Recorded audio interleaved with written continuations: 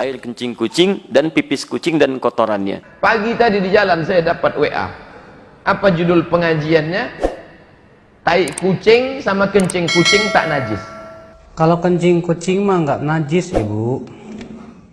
Jadi kucing itu ya, kencingnya tidak najis, kotorannya tidak najis, air liurnya tidak najis.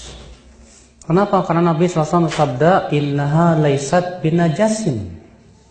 Kucing itu tidak najis, kata Rasulullah. Kenapa? Wa innama hiya minat tawafina alaikum. Ya, kucing itu biasa berkeliling di antara kamu, kata Rasulullah SAW. Jadi kucing itu nggak najis, Bu. Inilah yang terjadi sekarang. Sudah jelas Riau ini mazhabnya Syafi'i, dibawakan Hambali. Pagi tadi di jalan saya dapat WA. Apa judul pengajiannya? Tai kucing sama kencing kucing tak najis. Ini bukan barang baru. Ini cerita sudah 800 tahun yang lalu. Ini kan fatwa Ibnu Taimiyah. Hambali mengatakan tidak najis. Cerita ini sudah lama. Lalu mengapa dia menjadi konflik? Dijelaskan pada preman yang baru tobat. Lagi-lagi solusinya apa? Apa hukumnya kotoran kucing atau air kencing kucing? Air kencing kucing dan pipis kucing dan kotorannya. Karena ada sementara yang menyebutkan itu hukumnya suci. Baik, kami sampaikan, saya belum menemukan siapa yang menyebutkan itu suci. Karena hadis-hadis yang menyebutkan tentang kucing tidak menyebutkan kotorannya yang suci, bukan pipisnya, tapi air liurnya. Ya, hadisnya benar yang disebutkan, tapi cara memahami hadisnya keliru. Apa sebabnya? Dua hal. Pertama, hadisnya tidak dibaca dengan ilmu hadisnya. Dalam ilmu hadis ketika akan membaca hadis, selain melihat bahasa hadis, juga melihat asbabul wurudnya. Sebab kenapa hadis itu muncul. Antum lacak lagi tentang hadis kucing itu yang sekarang marak dibincangkan, itu setidaknya ada di Abu Daud nomor hadis 75, di An-Nasai nomor hadis 68, di At-Tirmidzi nomor hadis 92. Ketika disebutkan seluruhnya, itu merujuk pada sahabat Qatadah radhiyallahu taala anhu. Gimana kisahnya? Kisahnya ketika beliau berkunjung ke rumah anaknya, kemudian akan berwudu, menantunya melihat akan berwudu, air yang digunakan dijilat oleh kucing sebelumnya. Begitu dijilat, tetap air wudu itu digunakan oleh beliau. Menantunya bengong. Kata beliau, kenapa engkau bengong seperti itu? Maka dijelaskan oleh beliau, keluarlah kalimat itu, innaha laisat binajasin wa hiya minat tawafina alaikum. Saya pernah mendengar Rasulullah SAW pernah bersabda, ya, air liur kucing itu tidak najis. Yang disebut air liurnya, bukan kotorannya. Itu tidak najis. Karena kucing itu hewan-hewan yang sering hadir di sekitaran kita. Baik, dari mana tahu itu menunjuk pada air liur? Baca hadis 76-nya di riwayat Abu Daud. Ya, di situ ada riwayat dari Sayyidah Aisyah radhiyallahu taala anha menyebutkan, karena Rasulullah SAW di riwayatnya, raaitu Rasulullah SAW, saya pernah melihat Rasulullah SAW yatawaddau bifadlih. Beliau pernah berwudu menggunakan air yang pernah dijilat oleh kucing. Jadi berbicara tentang air liurnya, bukan berbicara tentang kotorannya. Sekaligus ingin membedakan air liur kucing dengan air liur anjing.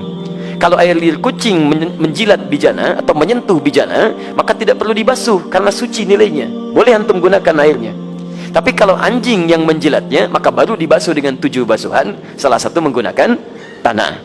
Itu maksudnya. Dan semua mazhab di sini sepakat. Makanya ketika disebutkan dalam kitab Al-Ikhtiyarat di halaman ke-26, disebutkan qaul sampai ke Syafi'i, sampai ke Ahmad, dan disimpulkan wa qaulul ashab, qaulul ashab. Dan pendapat para sahabat terkait dengan masalah ini, maksudnya para sahabat mazhab dari Asy-Syafi'i, dari Ahmad, mereka menyimpulkan, lihat kalimatnya, wa qaulul ashabi.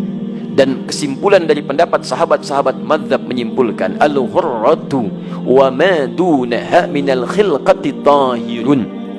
Air liur kucing itu, ini pembahasan tentang air liur. Makanya tafsirannya disebutkan su'rul hurrah. Air liur kucing itu atau hewan yang lebih kecil daripadanya, ketika menjilat apapun maka dinilai suci. Kapan tiba-tiba muncul keterangan jadi, maaf, air pipis kucing? Nah, itu kitab pernah disalin lagi teman-teman sekalian. Tapi salinannya tidak melihat kepada manuskrip, ada pecahan-pecahan.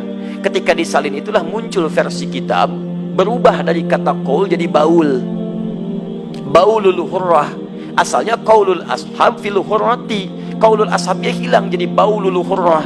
Baul itu artinya air pipis. Maka berubah terjemahan, air pipisnya kucing itu suci. Dari sini bencana mulai muncul.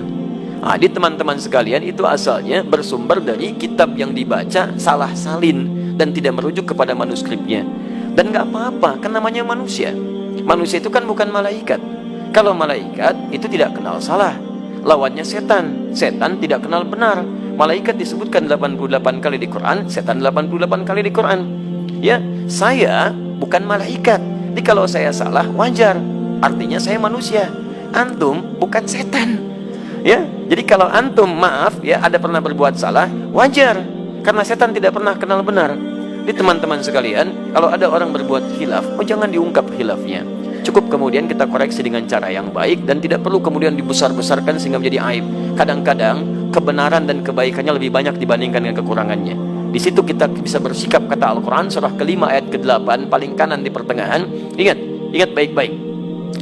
Jangan sampai rasa tidak suka kita pada seseorang atau suatu kaum membuat kita berlaku tidak adil. Wala yajrimannakum syana'anu qaumin 'ala alla ta'dilu. I'dilu huwa aqrabu littaqwa. Jadi kalau antum tidak suka pada seseorang, jangan sampai bersikap tidak adil. Pasti orang itu punya kebaikannya. Karena antipati nanti kebaikannya semua ditinggalkan, itu tidak baik. Saya belum menemukan ada hadis yang mengatakan bahwa tai kucing itu najis.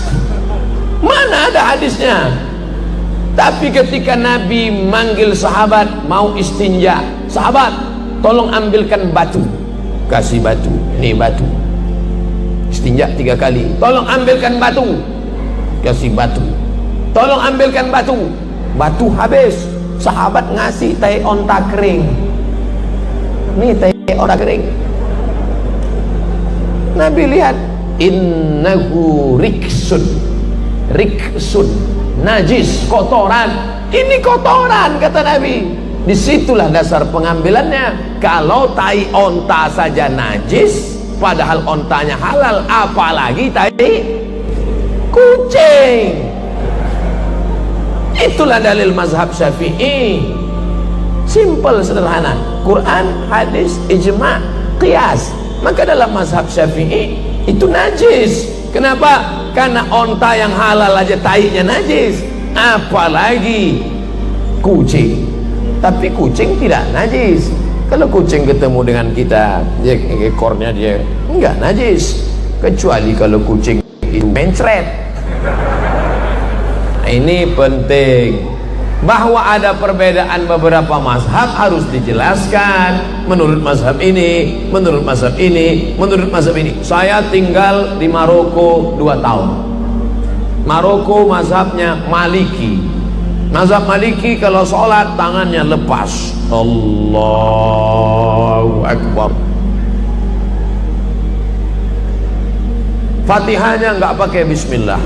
Allahu Akbar.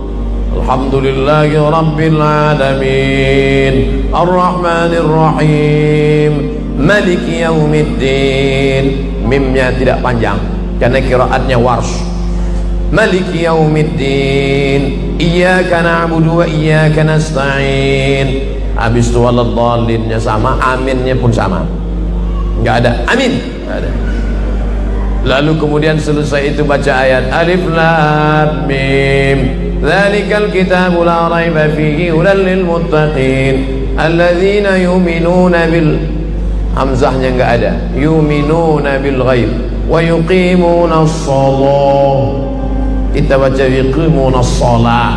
Apakah salah saya baca? Enggak salah.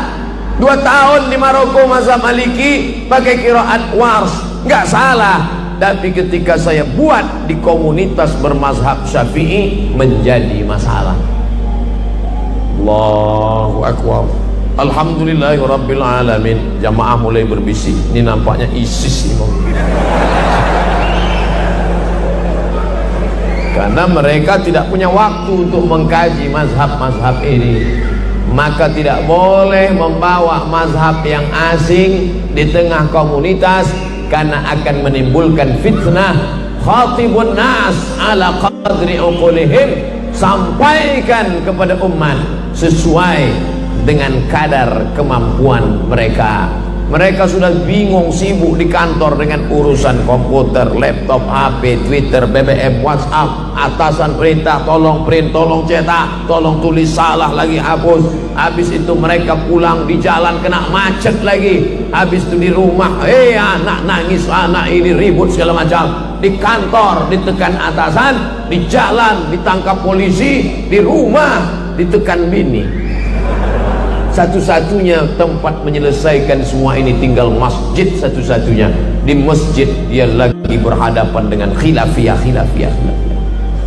4 tempat orang: kantor, jalan, rumah, masjid. Di kantor mestinya tenang, di jalan mestinya tenang, di rumah mestinya tenang. Baiti jannati. Andai 3 tempat ini tidak bisa menjadikan ketenangan, paling tidak di tempat terakhir masjid dia mesti tenang. Di masjid pun dia disibukkan juga dengan khilafiyah. Akhirnya dia bingung, ke tempat ini tidak menenangkan aku. Akhirnya dia pun ambil racun tikus, bunuh diri, live streaming lagi. Ku akhiri segalanya.